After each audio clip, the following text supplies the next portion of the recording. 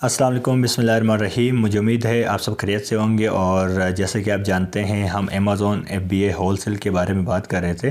तो आज के लेक्चर में मैं आप लोगों को डिटेल से बताऊंगा कि वो कौन से डॉक्यूमेंट्स है जो Amazon FBA wholesale business start करने से पहले हमें ज़रूरत पड़ते हैं।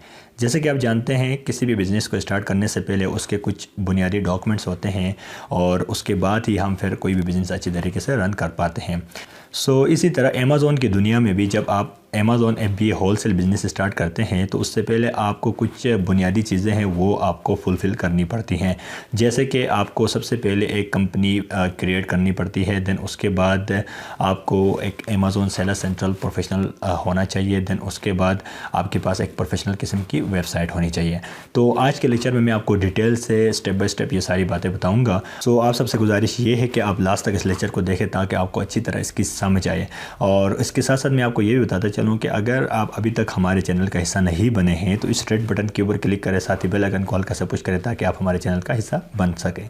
अब हम स्टेप बाय स्टेप बात करते हैं कि जी वो कौन से बुनियादी डॉक्यूमेंट्स है जो हमें ज़रूरत पड़ते हैं Amazon FBA wholesale business start करने से पहले। सबसे पहले हम ये डिसाइड करते हैं कि जी हमने अमेज़ॉन FBA बिज़नेस कौन से मार्केट प्लेस में स्टार्ट करना है। क्योंकि आपने सबसे पहले ये डिसाइड करना है कि जी आपने किस मार्केट प्लेस में आपने अमेज़ॉन FBA बिज़नेस स्टार्ट करना है। जैसे कि अगर आप UK के मार्केट में करना चाहते हैं तो UK की आपने LTD रजिस्टर करानी होगी, एक कंपनी रजिस्टर करानी होगी।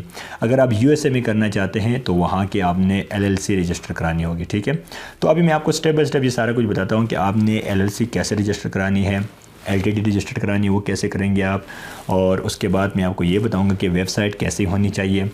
देन उसके बाद हम बात करेंगे कि आपके पास जो सेलर सेंटर होगा वो किस तरह का होना चाहिए। ठीक है, लेट्स से कि अगर आप FBA होलसेल बिज़नेस USA में करना चाहते हैं तो वहाँ के लिए आपको क्या करना पड़ेगा। सबसे पहले एक कंपनी रजिस्टर करानी होगी LLC।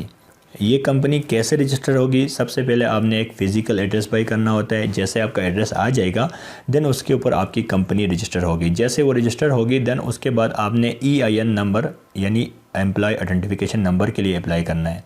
जैसे ही आपका वो नंबर आ जाएगा देन उसके बाद आपने रीसेलर सर्टिफिकेट या टैक्स एग्जम्पशन सर्टिफिकेट के लिए अप्लाई करना है। और इसी तरीके से स्टेप बाय स्टेप आपके ये डॉक्यूमेंट्स क्लियर होते जाएंगे। ठीक है, और देन उसके बाद आपने एक अकाउंट बनाना है, मरकरी अकाउंट, और उस अकाउंट के साथ अगर आप पाकिस्तान से तो आपने अपना मेज़ान रिकमेंडेड है कि उसको लिंक कराएंगे आप।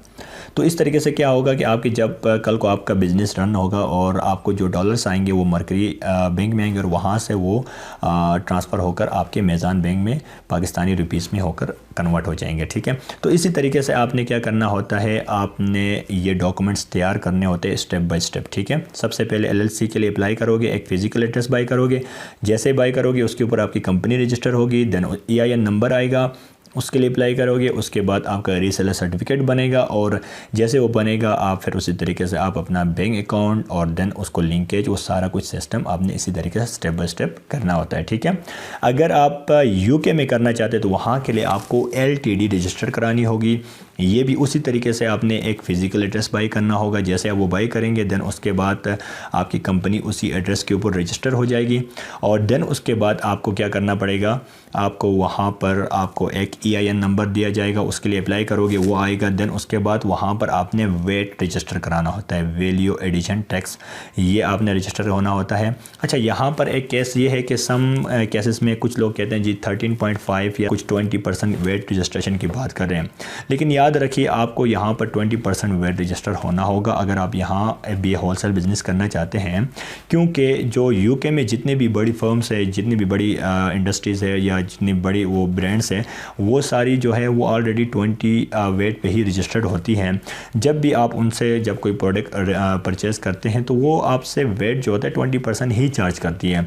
इसके लिए आपको ऑलरेडी पहले से ही आपको 20% वेट रजिस्टर होना होगा। ये एक पूरा प्रोसीजर है। वेट और रीसेलर सर्टिफिकेट के ऊपर मैं बाद में भी एक डिटेल से लेक्चर दूंगा, क्योंकि ये दोनों जो चीज़ें हैं काफ़ी कंफ्यूज है, लोगों को इसके अच्छी तरह समझ नहीं है।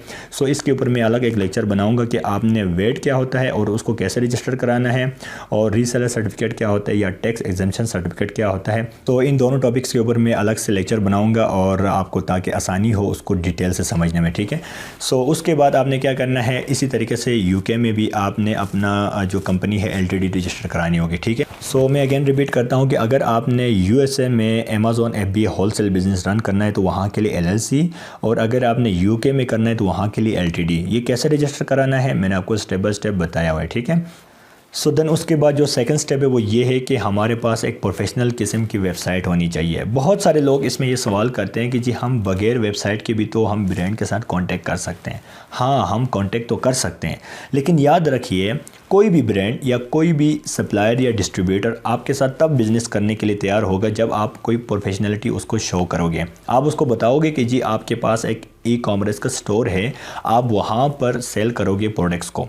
उसके बगैर अगर आप एक सिंपल जीमेल के साथ उसको कहोगे कि जी मुझे आपका अकाउंट चाहिए और मैं अमेज़ॉन पे या कहीं सेल करना चाहता हूँ, तो वो कभी भी आपको रिप्लाई तक भी नहीं करेगा। इसीलिए हम हमेशा यही रिकमेंड करते हैं कि आप एक अच्छी वेबसाइट बनाएं, प्रोफेशनल किस्म की, अच्छी उसकी लुक होनी चाहिए।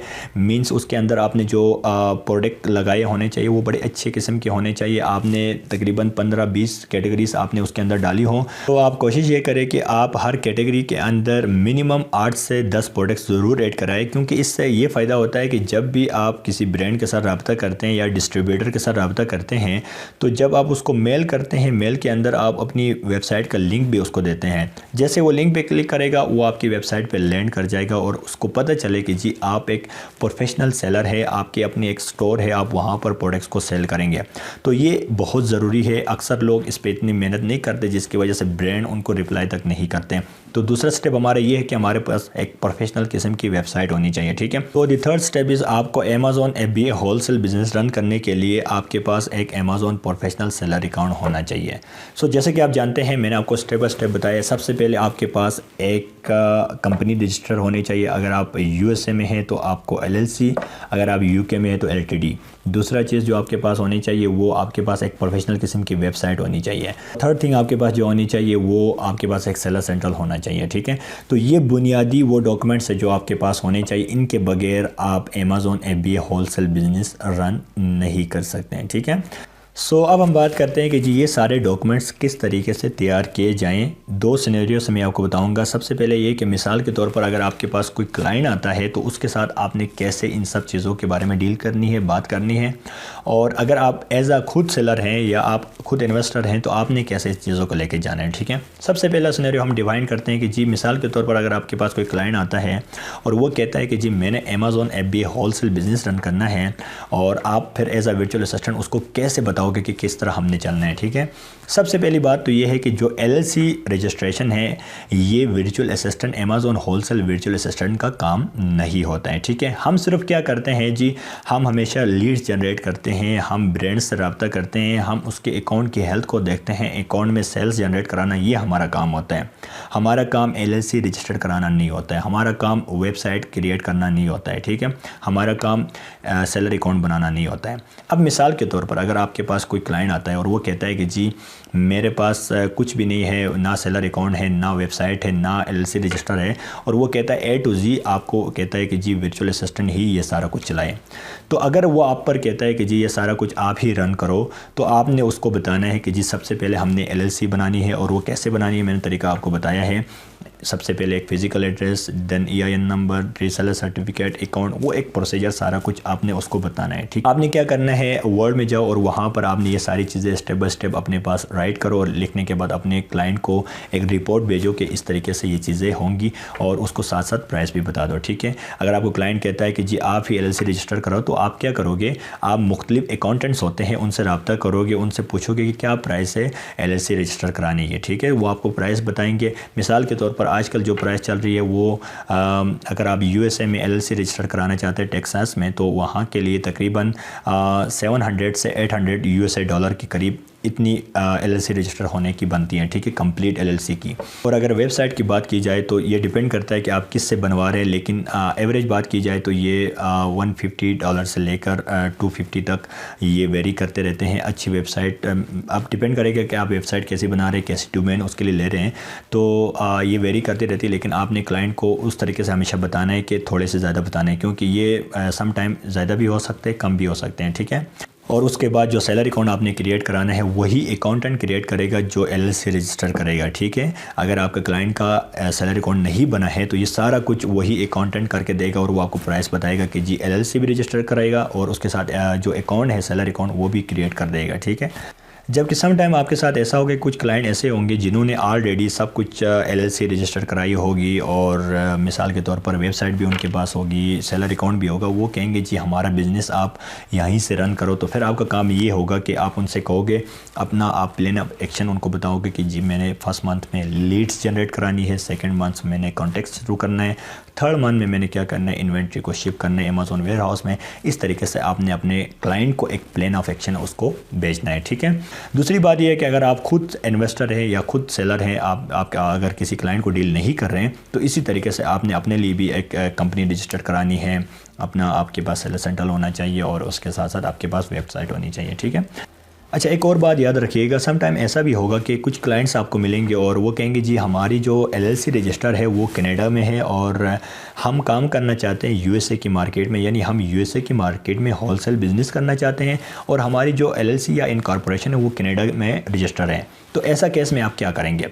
तो हाँ, वो USA में कर सकता है, होलसेल बिज़नेस रन कर सकता है, लेकिन याद रखिए जो ब्रांड्स है या डिस्ट्रीब्यूटर्स है वो इतने आसानी से अप्रूवल नहीं देंगे, ठीक है। उसके लिए फिर ज़्यादा टेक्निकल तरीके से जाना होगा, ज़्यादा एफर्ट करनी होगी।